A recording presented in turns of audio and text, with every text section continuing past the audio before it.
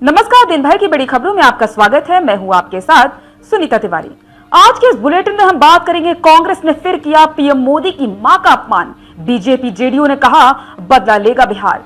फिर बात करेंगे उपराष्ट्रपति के शपथ ग्रहण से गायब रहे राहुल गांधी। बीजेपी ने बोला हमला, लगाया लोकतंत्र विरोधी होने का आरोप। और बुलेटिन के आखिर में बात होगी तेजस्वी यादव के खिलाफ। फिर लालू प्रसाद के बड़े बेटे तेज प्रताप यादव ने खोला मोर्चा, रीलबाजी करने पर भी कसा तंज। लेकिन दिन भर की बड़ी खबरों से पहले एक नजर आज की सुर्खियों पर। देश के 15वें उपराष्ट्रपति बने सीपी राधाकृष्णन राष्ट्रपति द्रौपदी मुर्मू ने दिलाई शपथ। प्रधानमंत्री मोदी का बड़ा एक्शन, बाढ़ग्रस्त इलाकों में पहुंचेंगे मंत्री, तरुण चुग करेंगे कोऑर्डिनेट। प्रधानमंत्री मोदी के जन्मदिन पर त्यागराज स्टेडियम में विशेष कार्यक्रम आयोजित करेगी दिल्ली सरकार। मणिपुर में हिंसा के बाद पहली बार प्रधानमंत्री मोदी का दौरा, कल देंगे 8,500 करोड़ रुपए की बड़ी सौगात। दिल्ली की सीएम रेखा गुप्ता ने दिल्ली में रामलीला और दुर्गा पूजा उत्सवों के लिए समितियों का किया गठन। प्रधानमंत्री मोदी, गृह मंत्री अमित शाह और बीजेपी अध्यक्ष जेपी नड्डा बिहार की चुनावी जंग में उतरने के लिए बीजेपी की त्रिमूर्ति हुई तैयार।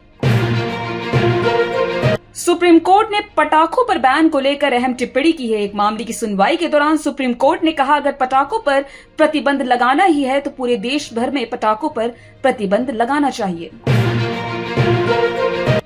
मॉरिशस के प्रधानमंत्री नवीन चंद्र रामगुलाम का अयोध्या में मुख्यमंत्री योगी आदित्यनाथ ने किया स्वागत। नवीन चंद्र ने राम मंदिर में रामलला के दर्शन पूजन किए।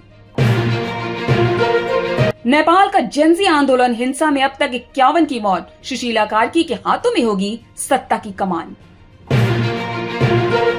भारत चीन पर लगाओ 100% टैरिफ। ईयू के बाद अब G7 देशों पर प्रेशर डाल रहा है अमेरिका। ये तो थी सुर्खियां। विस्तार से बात करते हैं दिन भर की बड़ी खबरों की।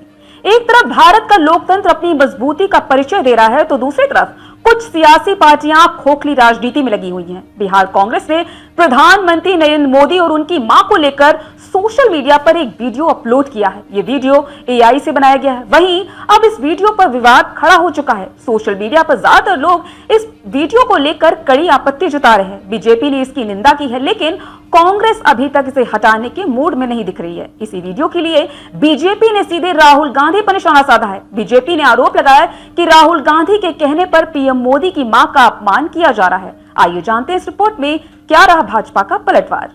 बता दें कि कांग्रेस के AI से बनाए गए वीडियो पर भाजपा नेता शहनवाज हुसैन ने अपनी प्रतिक्रिया दी है। उन्होंने कहा कांग्रेस पार्टी बेशर्मी पर उतर आई है। पहले कांग्रेस के मंच से पीएम मोदी की मां को गाली दी गई और अब AI वीडियो बनाकर मोदी जी की मां का अपमान कर रही है। जिस तरह कांग्रेस ने प्रधानमंत्री की मां का वीडियो बनाया है जो अब इस दुनिया में भी नहीं है, उनके बारे में इस तरह का वीडियो बनाया, ये बहुत दुर्भाग्यपूर्ण है। कांग्रेस पार्टी इससे बाज नहीं आ रही है। पूरे देश और बिहार की जनता उस मां के अपमान का बदला जरूर लेगी जो अब इस दुनिया में है ही नहीं। इस घटनाक्रम पर असम के मुख्यमंत्री हेमंत बिस्वा ने कहा कि कांग्रेस द्वारा प्रधानमंत्री की मां का अपमान निंदनीय है और देश इसे बर्दाश्त नहीं करेगी। उन्होंने आगे कहा कि बिहार की जनता उन्हें सबक सिखाएगी क्योंकि प्रधानमंत्री मोदी की मां हमारी मां है। वहीं भाजपा प्रवक्ता शहजाद पूनावाला ने एक्स पर कांग्रेस की आलोचना करते हुए कहा कि पार्टी ने वीडियो के जरिए सारी हदें पार कर दी है। उन्होंने पोस्ट किया प्रधानमंत्री की मां के साथ दुर्व्यवहार करने पर पछतावा करने की बजाय कांग्रेस ने झूठ के सहारे आरोपी को सही ठहराया और उसका बचाव किया। यह पार्टी गांधीवादी की बजाय गालीवादी हो चुकी है। इस वीडियो को लेकर जेडीयू ने भी कांग्रेस पर निशाना साधा है। जेडीयू प्रवक्ता नीरज कुमार ने कहा कि कांग्रेस पार्टी राजनीति में मानसिक दुराग्रह से पीड़ित है। आर्टिफिशियल वीडियो बनाकर पितृपक्ष के समय ऐसी टिप्पणी करना पितर का अपमान माना जाता है। निर्लज्जता की पराकाष्ठा पर कांग्रेस पहुंच चुकी है। यह सीता की धरती है। इस धरती पर माँ बेटी का कोई अपमान करेगा तो उसे बिहार सहन बिल्कुल नहीं करेगा। भारत के नए उपराष्ट्रपति सीपी राधाकृष्णन के शपथ ग्रहण समारोह के दौरान एक बड़ा राजनीतिक विवाद सामने आया है। इस समारोह में जहां देश के कई जानी मानी हस्तियां मौजूद थी, वहीं विपक्ष के प्रमुख नेता राहुल गांधी इसमें शामिल ही नहीं हुए। भारतीय जनता पार्टी ने उनकी गैर हाजिरी पर कड़ा हमला बोला है, जबकि कांग्रेस ने उनका बचाव भी करने की कोशिश की है। आइए जानते हैं इस रिपोर्ट में क्या कहा भाजपा ने राहुल गांधी के उपराष्ट्रपति के शपथ ग्रहण समारोह में शामिल न होने को लेकर। शुक्रवार यानी आज सीपी राधाकृष्णन ने भारत के 15वें उपराष्ट्रपति पद की शपथ ली। इस मौके पर राहुल गांधी शामिल नहीं हुए। बीजेपी के राष्ट्रीय प्रवक्ता प्रदीप भंडारी ने सोशल मीडिया प्लेटफॉर्म एक्स पर पोस्ट करते हुए राहुल गांधी पर तीखा हमला बोला है। उन्होंने लिखा, राहुल गांधी भारतीय संविधान और लोकतंत्र से नफरत करते हैं। कुछ दिन पहले उन्होंने लाल किले में हुए स्वतंत्रता दिवस समारोह में भी हिस्सा नहीं लिया था और अब उपराष्ट्रपति के शपथ ग्रहण से भी दूर रहे। प्रदीप भंडारी ने आरोप लगाया कि राहुल के पास विदेश में छुट्टियां मनाने का समय है, लेकिन देश के अहम संवैधानिक कार्यक्रमों में शामिल होने का समय बिल्कुल नहीं है। उन्होंने राहुल को भारतीय लोकतंत्र के लिए खतरनाक बताया। राहुल गांधी के बचाव में कांग्रेस नेता उदित राज सामने आए। उन्होंने कहा, विपक्ष के नेता को हर सरकारी कार्यक्रम में शामिल होना जरूरी नहीं होता। उदित राज ने आगे कहा कि कांग्रेस अध्यक्ष ने पार्टी का प्रतिनिधित्व किया है और असल में बीजेपी ही संविधान को कमजोर कर रही है, जबकि राहुल गांधी उसे बचाने के लिए लड़ रहे हैं। बीजेपी की सहयोगी पार्टी शिवसेना ने भी विपक्ष की अनुपस्थिति पर नाराजगी जताई। एकनाथ शिंदे ने कहा कि राजनीतिक मतभेद संवैधानिक कार्यक्रमों के ऊपर नहीं होना चाहिए। उन्होंने कहा, इस तरह के कार्यक्रमों में सभी दलों के नेताओं को राजनीतिक से ऊपर उठकर शामिल होना चाहिए।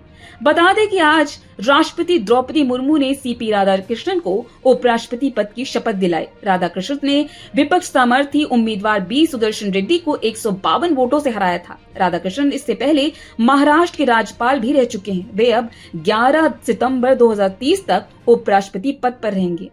उनके पूर्ववर्ती जगदीप धनखड़, जिन्होंने स्वास्थ्य कारणों से इस्तीफा दे दिया, वह भी शपथ ग्रहण समारोह में मौजूद थे। बिहार चुनाव इस बार काफी रोमांचक रहने वाला है। प्रशांत किशोर की एंट्री से चुनाव त्रिकोणीय हो गया है। लालू यादव के परिवार में बिखराव ने चुनावी संग्राम को और दिलचस्प बना दिया है। हाल ही में तेज प्रताप यादव ने राघौरपुर का दौरा किया और इस दौरान वह काफी आक्रामक अंदाज में भी नजर आए थे। उन्होंने अपने भाई तेज प्रताप यादव पर निशाना साधा और उनके रील बनाने पर हमला बोलते हुए कहा कि रीलबाजी के बजाय जनता के बीच जमीन पर जाना चाहिए था। आइए जानते इस रिपोर्ट में क्या कुछ है इस पूरी खबर में।